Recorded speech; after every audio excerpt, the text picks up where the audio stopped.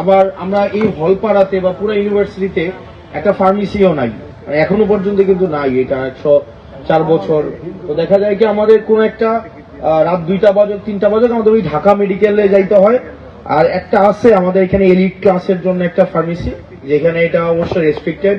এটাতে শুধুমাত্র টিচাররা সেখানে যাইতে পারে বা আমরাও যাইতে পারি, কিন্তু তখন এখানে খুব মিন ফিল হয়।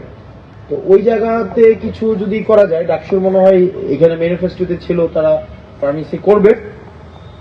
তো এই পরিস্থিতিতে, এই বাস্তবতায় হামিম যেই পদক্ষেপটা নিয়েছে, ইনিশিয়েটিভটা নিয়েছে গত বছর থেকেই, 24 সাল থেকেই, সেটাকে আমরা অবশ্যই সাধুবাদ জানাই।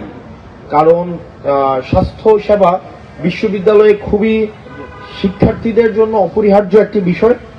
সেই জায়গায় একটি সংযোজন আমি হামিমদের কাছে প্রত্যাশা করি, সেটা হচ্ছে মানসিক স্বাস্থ্য নিয়ে আমাদের বিশ্ববিদ্যালয়ে অনেক বেশি কাজ হওয়া উচিত।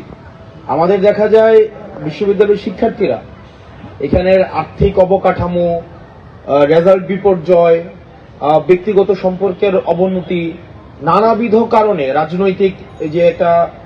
রাজনৈতিক কারণ, বিভিন্ন কারণে মানসিক নানাবিধ জটিলতার মধ্য দিয়ে যেতে হয়।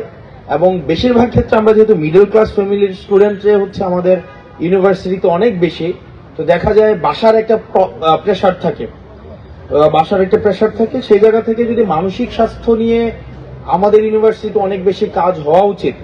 আমাদের তরুণ ভাইয়ের কথা মনে আছে কিনা আমি জানি না, হামিমের বিজনেস ফ্যাকাল্টির তরুণ ভাই, উনি হাজারীবাগে মসজিদ থেকে পড়ে গিয়ে মারা গিয়েছিলেন, আত্মহত্যা দিয়েছিলেন উনি। তো সেই জায়গায় মানসিক স্বাস্থ্য আমাদের এখন সবচেয়ে বেশি গুরুত্বপূর্ণ একটা জায়গা, যেখানে আসলে বিশ্ববিদ্যালয়ের শিক্ষার্থীদেরকে কেউ শুনতে চায় না। তাদেরকে মনে করা হয় তারা খুব রেসপন্সিবল মানুষ, তারা বাংলাদেশের সবচেয়ে রেসপন্সিবিলিটি নিয়ে তারা আচরণ করবে এবং তাদেরই সব দায়িত্ব।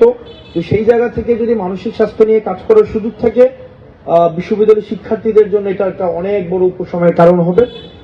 হামিম বা আমরা একই প্রজন্মের, আমাদের এই ইতিবাচক কাজগুলো অব্যাহত থাকুক এবং একই সাথে সাথে আপনাদের সমালোচনা, আপনাদের এপ্রিসিয়েশন, আপনাদের দুইটাই অব্যাহত থাকুক, যাতে করে আমরা এখন থেকেই এই জবাবদিহিতার সংস্কৃতিতে বড় হই।